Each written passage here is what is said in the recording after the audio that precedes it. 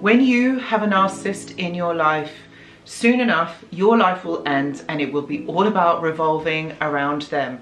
They'll use tactics of grooming, becoming the best person, empty promises, love bombing, and generally making you feel like you're on edge. And what they are doing is making you become the person that they want you to be. Find out why this is a toxic attraction.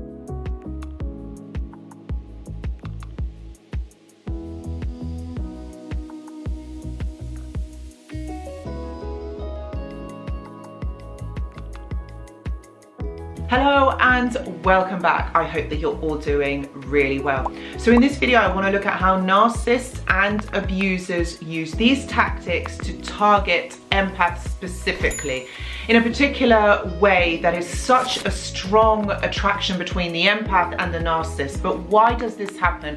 Why is it that it is these narcissists that are so attracted to empathetic, compassionate, lovely people like yourselves? I'm going to unpack this all in the video. So the relationship between an empathetic person and a narcissist is one that will never end well, particularly for the empath.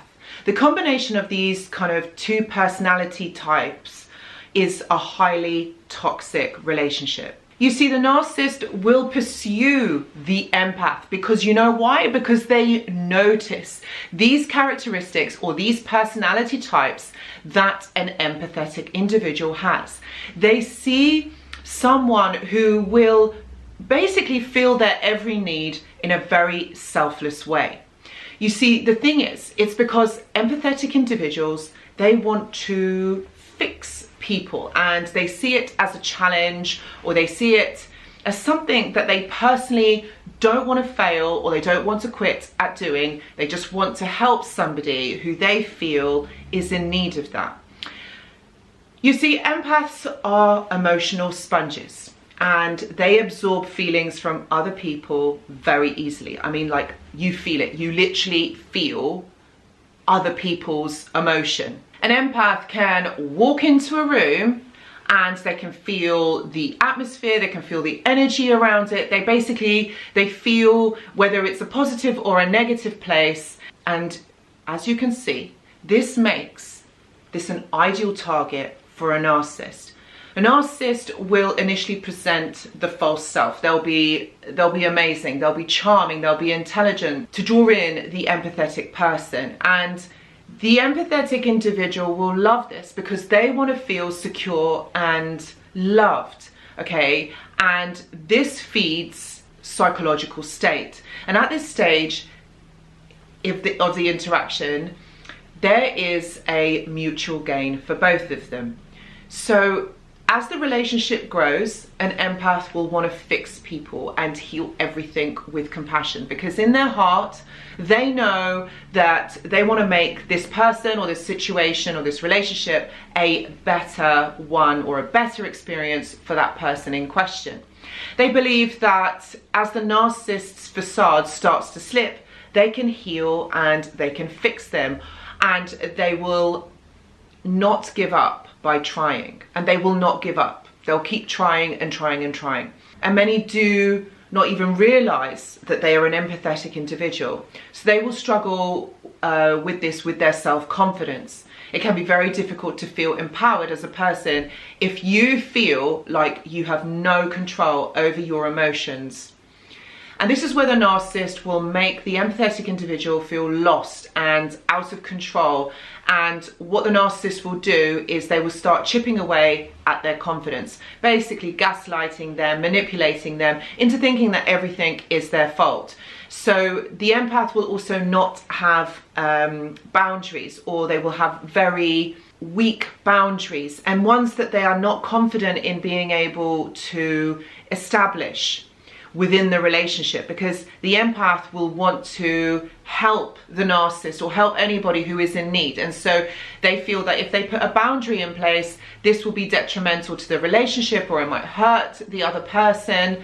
So this is the huge issue within these types of relationships, which goes back to the empath feeling really disempowered. And so when you have a really disempowered empathetic person, they will struggle to establish boundaries themselves because they don't see themselves as a priority. So they will allow the narcissistic individual, the toxic individual, to basically take advantage of them, to walk all over them because they are not important enough. And again, as you can see, the narcissist will love being around people that they can take advantage of. And as you can see, this is a vicious cycle, and it's really hard to get out of once you're stuck in it. You see, because narcissists, they like to manipulate empathetic individuals by stringing them along with intermittent hope. And this is called either gaslighting or hoovering. And this can lead the empath into feeling like, oh, this person is okay, like sometimes, but most of the time they're not. And so I want to help. I want to help you in some way. Maybe I can fix the situation. Maybe it's something that I can do to be able to make this situation okay. So the narcissist, what they will do is they will integrate compliments and kindness into their behavior. They will let that mask fall. So they're not going to be horrible all the time. They're going to be nice. They're going to be compassionate. Basically what the empath wants. So what happens is the empath believes if they behave in the correct manner, they will get that loving person back who they once knew. That if they find the one reason to make that narcissist really happy, then everything will return back to the start of the relationship, back to normal, back to how it was. So you see the empath puts in like a hell of a lot of the work, whilst the narcissist has to just be kind for just some of the time. So as you can see, this never happens. The narcissist never returns to being that person that you have met or the person that the empath has known at the beginning of the relationship. And this basically is the push and pull nature of a toxic relationship. And this is the starting, or these are the beginnings of a trauma bond between the empath and the narcissist, where it can feel almost impossible to leave this dynamic, no matter how much damage or how hard it actually is. The empath will not leave because it will always want to feel like they have to fix something. They'll have to make the situation better, and it's like they take on that responsibility. So what will happen in turn is the empath will start to look at how they can change to appease the narcissist, because they naturally want to make the situation better by completely forgetting any personal boundaries.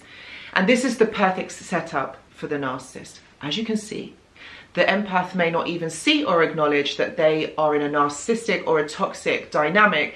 And a lot of empathetic individuals don't realize this until they are actually out of it.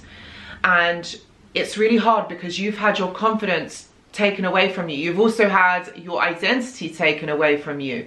And especially like if you've been in a long-term relationship or a marriage, all you know is how to make the narcissist feel good about themselves. And it's about how you sacrifice your own happiness and your own needs and values basically to make the narcissist happy. So this is, if you think about it, the true power of a trauma bonding and the dynamic between the empath and the narcissist. You see that the empath will spend a lot of time being emotionally abused, manipulated and disrespected by a narcissist. They will even spend a great deal of time trying to fix their partner or come up with excuses as to why their partner does the things that they do. And none of this is healthy, especially for someone who is empathetic, who is highly sensitive. It is a really toxic individual situation, because what happens is the empath's confidence and self-worth starts to diminish. It can literally nearly break you having a relationship with a narcissist. As an empath, you just want to make the world a better place, filled with joy and love. And being with a narcissist really challenges every fiber of your body, because the more that you try, the more that you are feeding the narcissist. But you can heal and you can recover from this. Along with exploring your emotions, you as an empath can develop your own sense of self, all right? Or you need to try and get back to your own individuality, your own personality. You need to try and connect back to yourself and really understand that actually this relationship is really abusive. This isn't what normally happens in a healthy relationship. You don't lose yourself. And so you see, perhaps the abusive relationship with a narcissist preoccupies you and left no space for you to explore your own desires, your strength, and your own abilities. You see, empaths have the potential to flourish and deeply transform from their dysfunctional relationship. So you see, when a highly sensitive person enters into a relationship with a narcissist, they create this magnetic, really magnetic, but this dysfunctional union because of the two polarities that they are. All right, you've got the empath who is highly sensitive, really understands emotions and really wants to help.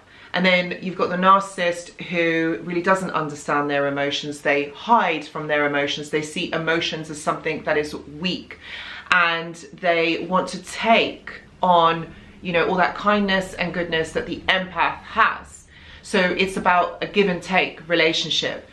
The empath gives, the narcissist takes. And this is the cycle that basically this happens in. And the empath is really disorientated within this dynamic, and the experience is very painful and overwhelming. What you can do is get past this. So I really hope that this video gives you greater understanding and depth into knowing actually that yes, maybe you were in this type of dynamic. You know, you did go through this, but you can get past this. You know, you can emerge with your sense of self and protect yourself and put in stronger boundaries to help you to identify and know where your limitations are and where and how much you should give in a relationship. You see, narcissistic individuals, they just take, and you end up being in this cycle and not understanding why. So I hope this video gives you more understanding as to why this happens. And if you are someone who is going through something like this, I do have the Journal Club, somewhere where you can join a really supportive community. All the details are down in the description box, but I also offer one-to-one sessions too. All the details are down in the description box. Guys, thank you so much for watching, and I will see you in the next video. Goodbye.